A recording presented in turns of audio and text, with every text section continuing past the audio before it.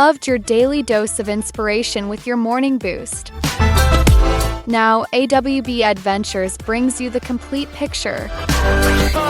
Welcome to AWB's Boost Bundle, where we've combined all the valuable insights from this week's episodes into one convenient listen.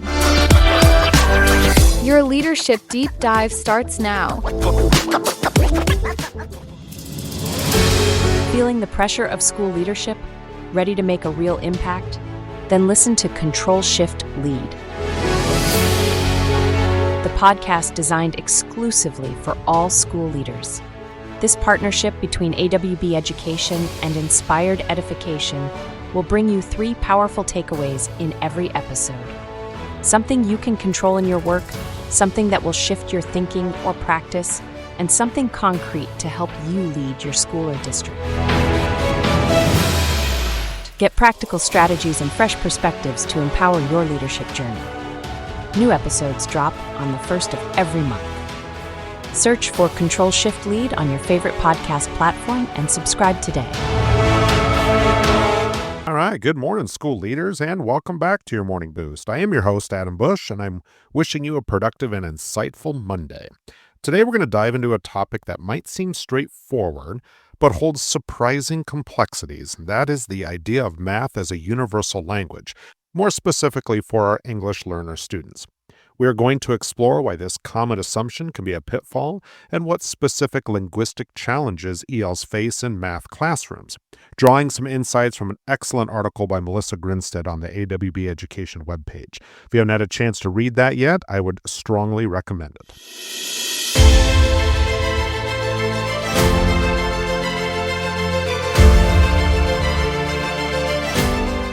Okay, welcome back.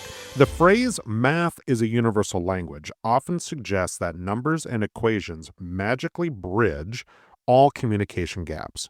However, as Melissa expertly points out in her AWB Education article entitled, "Is Math Really a Universal Language? The EL Experience?" this isn't quite the reality in our classrooms. While the symbols themselves are consistent globally, 2 + 2 = 4 everywhere, the language we use to teach, learn, and discuss math is far from universal. For English learners, particularly those new to our schools, U.S. math instruction presents a unique set of linguistic and conceptual hurdles that significantly impact their learning. Administrators often ponder questions like, why are our EL students who are strong in math in their home countries struggling here? Or how can we ensure our math curriculum is truly accessible to all linguistic backgrounds? The importance of this issue cannot be overstated. When we don't address these linguistic demands, we risk misinterpreting an EL student's math struggles as a lack of conceptual understanding, when it's often a language barrier. This article really highlights that it's not just about knowing the numbers, it's about understanding the language of numbers. So let's talk about some key takeaways and some actionable insights from Grinstead's article. First, it really helps to deconstruct this universal myth. The article emphasizes that while mathematical symbols are indeed universal, the academic vocabulary, things like sum or quotient, the entire discourse of math, which involves explaining reasoning or interpreting word problems and even cultural contexts and how problems are presented, these are absolutely not universal. This means assuming prior math proficiency automatically translates to success here is a mistake we should avoid. Second, it's crucial to identify specific challenges that ELs face. They encounter significant hurdles with word problems due to complex sentence structures and ambiguous vocabulary. Academic math vocabulary itself is a huge barrier. For example, they might know circle, but not circumference. Abstract concepts and the demand to explain their reasoning in English also pose considerable challenges. Third, Grinstead provides us with effective support strategies.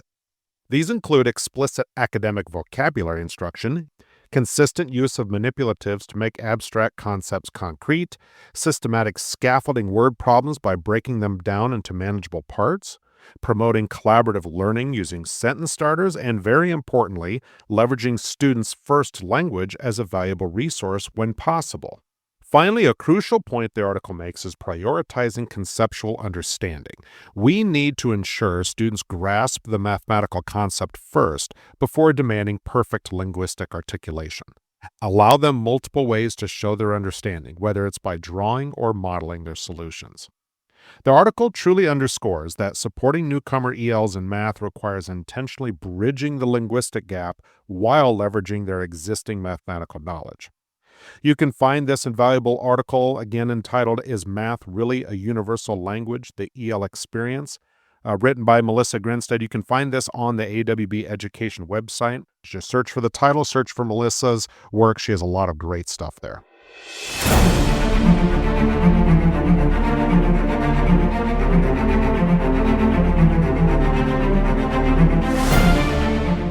Okay, to recap quickly, today we explored how the universal language of math isn't so universal when it comes to the language instruction of English learners.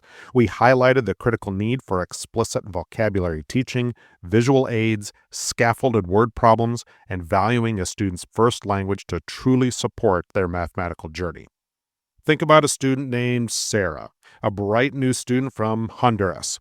She might understand the concept of multiplication perfectly in Spanish, but when a word problem uses product or factor in English, the linguistic barrier can obscure her conceptual brilliance. When we consciously integrate language support strategies, we empower students like Sarah to not only solve equations, but also truly understand, explain, and engage with the beauty of mathematics. Thank you for listening. I hope you have a wonderful Monday. Again, check out that article if you get a chance, and check out some of Melissa's other work. It's fantastic. She is certainly an expert when it comes to providing great instruction for our English language learners. But once again, thank you for listening. Have a wonderful day. We'll talk with you again tomorrow.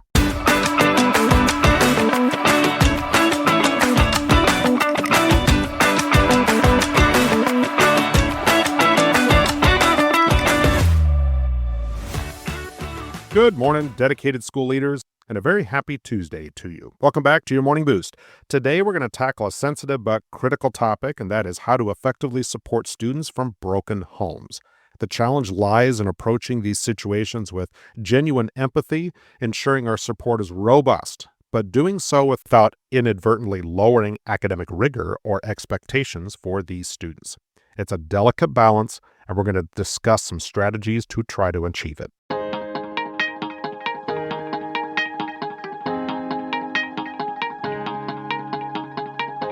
Okay, so supporting students navigating the complexities of a broken home environment requires a nuanced and thoughtful approach. It's easy to feel the pull to lessen demands, but our role as educators is to provide stability, high expectations, and unwavering support, ensuring these students receive the best possible education. This isn't about giving a pass, it's about building bridges. So let's dive into some strategies to maintain rigor while offering deep empathy. Right away, it's vital to establish a culture of psychological safety in our schools and in our classrooms. We want to create an environment where students feel safe to express themselves, knowing they won't be judged. This encourages them to communicate when they're struggling, which in turn allows us to offer more targeted support. Make it a practice to regularly check in with students, not just about their academics, but about their overall well-being. Second, consider flexibility, not lowered standards. Instead of reducing the difficulty of assignments, think about offering flexibility in deadlines or alternative presentation methods.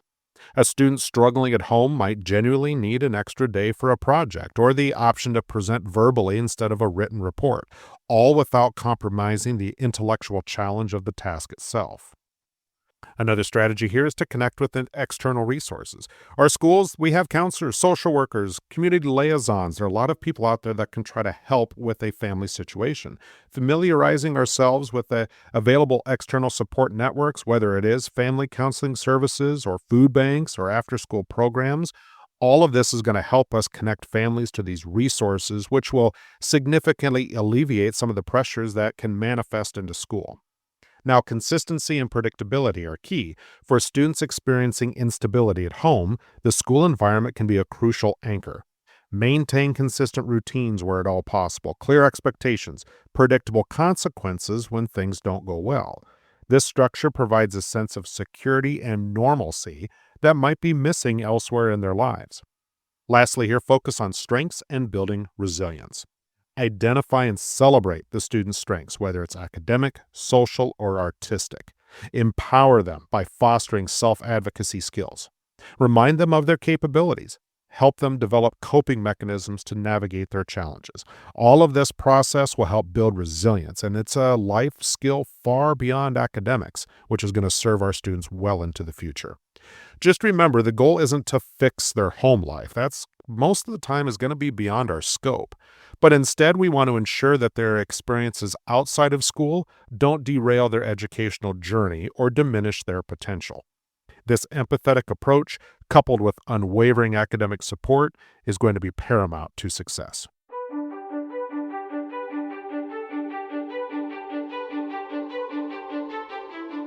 Okay, to wrap up our Tuesday, today we talked about supporting students from broken homes, and this effectively means offering empathy without sacrificing rigor.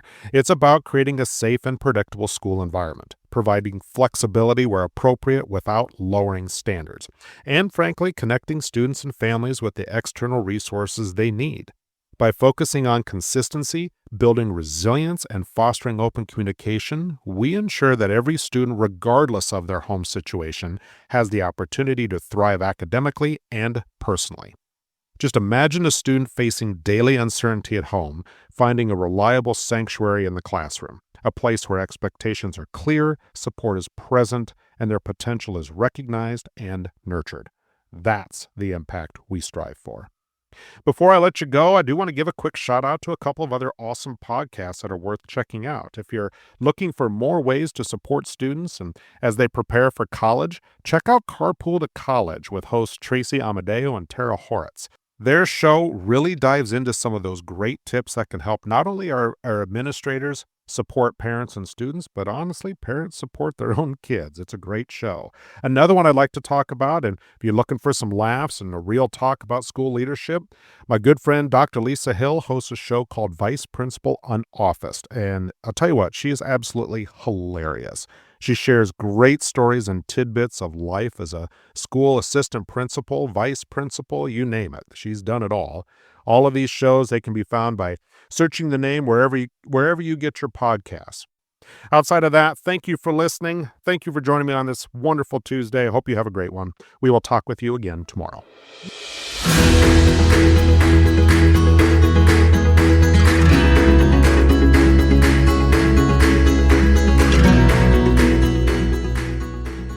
Where is your kid headed after high school? We are from Carpool to College, two accomplished educators, college and career consultants, and parents who guide families through the entire journey, from freshman year planning to senior year success. Subscribe wherever you get your podcasts. Good morning, amazing school leaders, and happy Wednesday. Welcome to your Morning Boost. Today, we're going to tackle a classic school debate, the perceived rivalry between fine arts and athletics. As leaders, it is our responsibility to ensure that all students, whether they're scoring touchdowns or perfecting a pirouette, feel equally valued and appreciated for their contributions to our school community. Today, we're going to discuss how to foster an environment where both realms thrive and celebrate each other.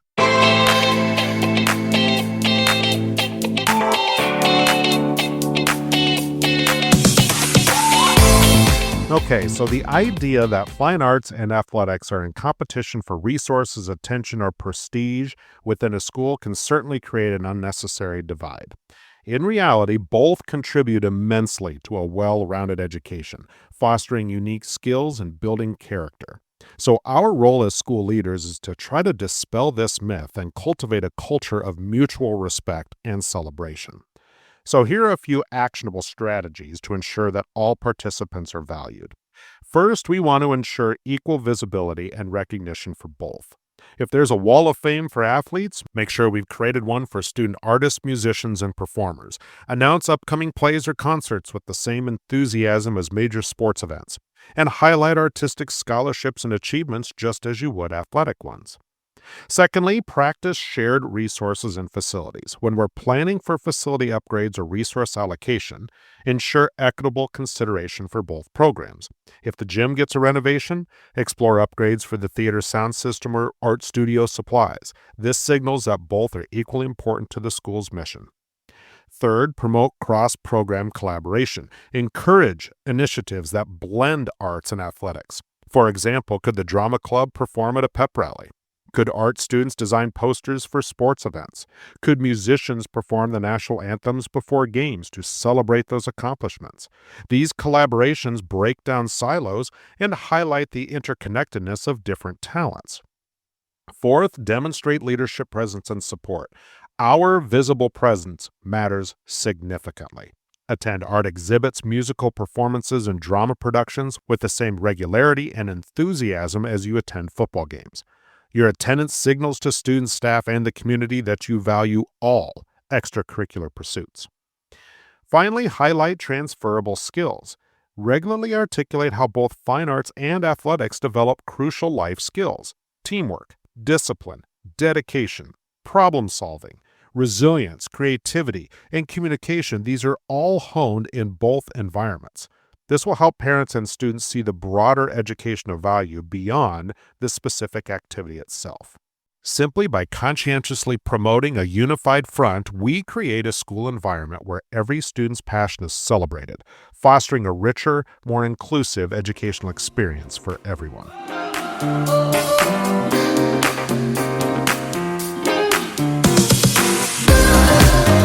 Okay, to summarize, moving beyond the fine arts versus athletics debate means creating a school culture where both are equally celebrated and supported. This involves ensuring equal visibility, equitable resource allocation, fostering cross-program collaboration, demonstrating leadership support through presence, and highlighting the valuable transferable skills learned in all activities. Think of your school as an orchestra where every instrument plays a vital part in the symphony, whether it's the roar of the crowd for the winning team or the standing ovation for a breakthrough performance. Every student's contribution enriches the entire school community. Thank you for listening. Thank you for joining us on this great Wednesday. Hope you have a wonderful middle of your week, and we will talk with you again tomorrow.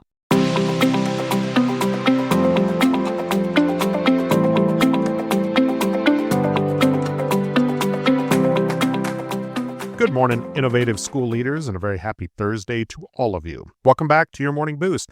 Before we jump into today's topic, I want to quickly remind you about our show Control Shift Lead that is also on the AWB Education Network.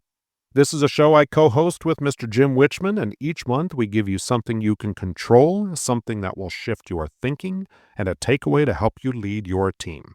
Again, you can find it by searching the name wherever you get your podcasts. Now, today we are focusing inward on how you can effectively promote your own work and share your invaluable knowledge and expertise with the broader educational community. It's about moving from being an expert in your school to becoming a recognized thought leader, creating a ripple effect of positive change.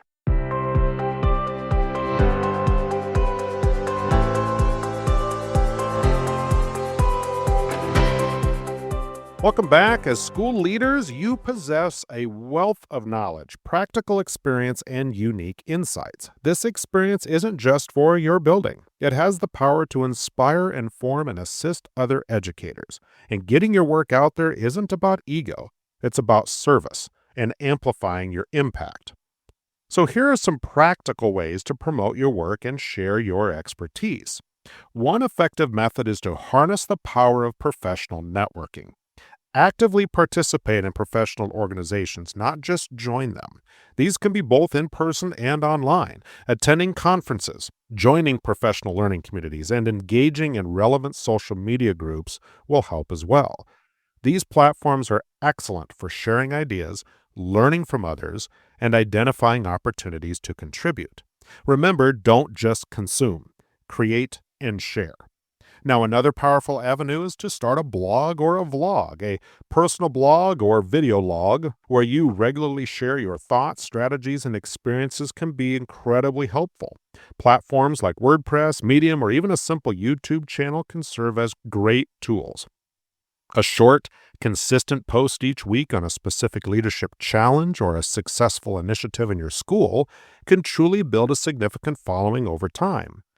Furthermore, look for great contributions and articles. Many educational websites and publications, including ours at AWB Education, they're always seeking fresh perspectives and practical advice.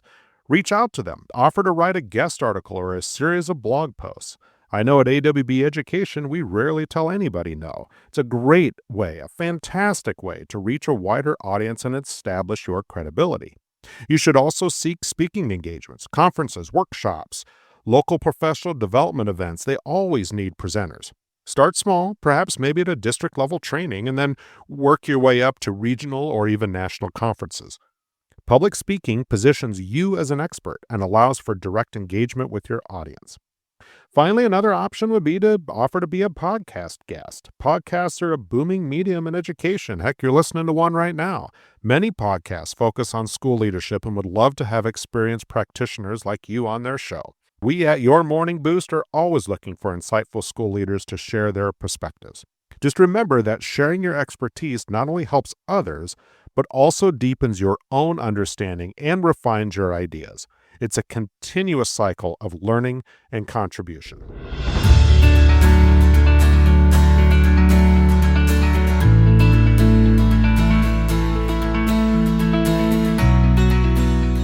To sum up Thursday, getting your knowledge and expertise out there involves a mix of strategic networking, content creation, and active participation.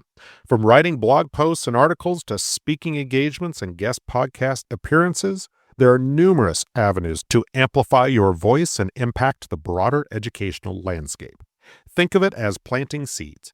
Each piece of advice, every shared success story, contributes to a larger garden of educational best practices. Your unique insights are valuable, and the world of education is just waiting to hear them. Thank you for listening. As we stated earlier, if you're looking for a place to get started on this, reach out to us at AWB Education.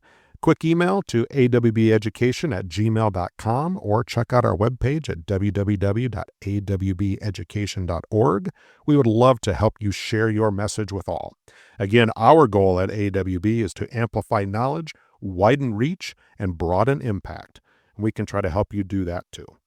But thank you for listening. Go out there and do great things again today. We'll be back here again as we talk with you again tomorrow.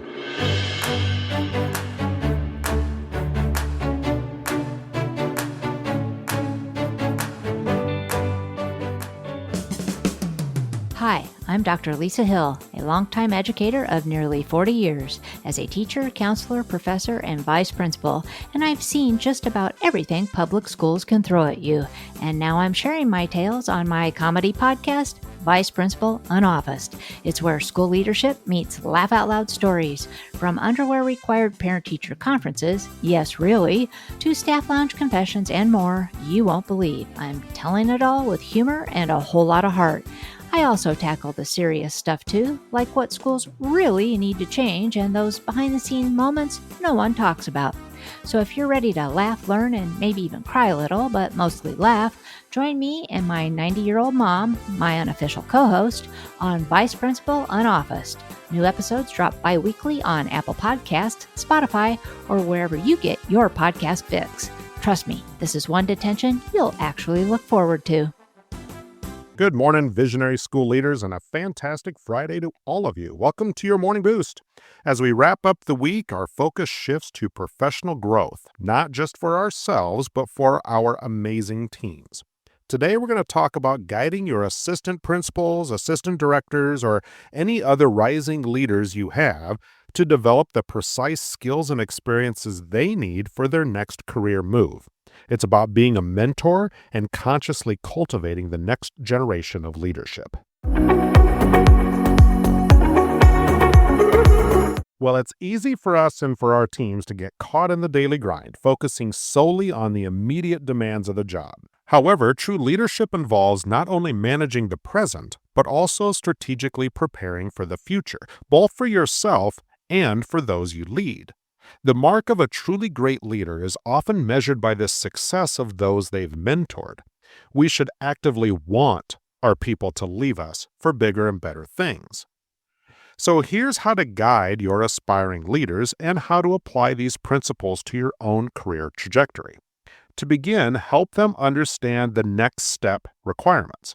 Encourage your assistant principals to research the specific requirements for the next level of leadership, whether it's a principalship or a district level role or beyond. What specific skills are listed in the job descriptions? What type of experiences are sought after? Help them connect their current responsibilities to those future needs. This means we need to facilitate strategic experience building.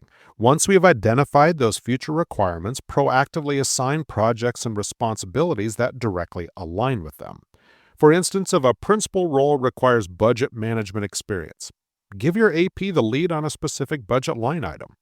If curriculum development is key, involve them deeply in a curriculum review process.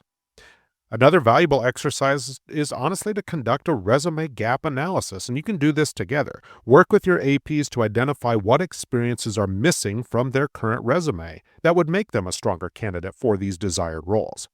Then collaboratively create a plan to fill those gaps through intentional professional development, committee work, or even specific assignments. Beyond that, be sure to provide targeted feedback and coaching on these as well. Don't just assign tasks.